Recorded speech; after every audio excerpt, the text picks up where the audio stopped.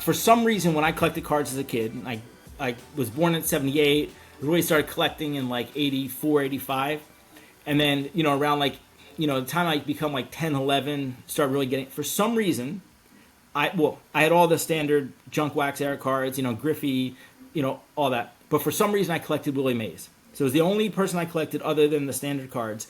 And this was my bar mitzvah present from my parents to me, right? And it was in a in a screw down case at the time. I got it slabbed years later, and they gave it to me in a box that was like basically like a 5 foot high box, and there were 40, I don't know, 40, there were 10 or 11 boxes inside of it, and they were all wrapped. So I opened the box, I ripped it open, another box, another box, another box, another box, and then this was at the bit. And so I've had this card since I was 13 years old. I later had it slabbed. It came out of 5, which was pretty nice. And so this is like my childhood collection, history, all of it. Like Willie Mays was my guy.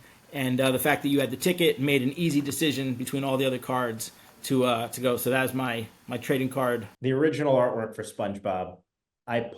Yeah. I pulled a couple of them out to show you. These are some of the larger ones. This is obviously his bedroom from the first season. This is the carnival from the first season. That's the sick. Valentine's Day episode. That's sick. And here's the third one. This is the only night shot of Patrick's Rock from the first season. Wow. I love that stuff. It's not amazing. It's not quite Banksy, but it's probably been seen by about the same people. Yeah, exactly. And it's like part of culture. Everyone like grew up or has been influenced or heard of SpongeBob and the whole like world of SpongeBob. So that's actually pretty cool. Totally. I tell people all the time, it's the most frequently used memes on the internet. Yeah, it is definitely. But these were probably my favorite toys growing up as a kid. This and Star Wars figures. And in the late '90s, I started getting into toy collecting. And instead of selling baseball cards at shows, I was selling toys, which made my best friend Brandon Warnicki quit collecting because he's like, I'm not selling toys. And I was super on it because 4 years later, when eBay really started to hit, toys crushed on there. And my favorite thing to buy at garage sales were LJNs. And this Bret Hart is a very rare one. That's what I was looking up. It's still like a $200 to $300 one in like this kind of condition, which is quite a bit for the LJNs and the excellence of execution. This game was not terribly popular or successful. It did have, it's funny, it was licensed by the NFL Players Association, but not by the NFL. So it had actual player names for, I think, 8 teams, but not actual team names or logos. That's funny.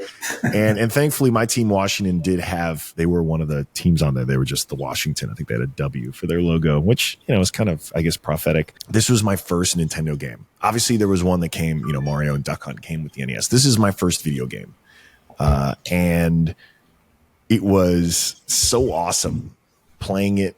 I look back on the videos on YouTube and I'm like, God, this game was terrible, but it was so fun for my little brain to process. And it was because of video games that I ultimately got into programming, which ultimately obviously set me up for my whole career. There'd be no Reddit if I hadn't gotten this gift. Game 7, used ticket, 91 World Series. This is the moment I fell in love with sports. I was at this game. This isn't my ticket, but graded by PSA Authentic. Just looks so cool. Great eye appeal.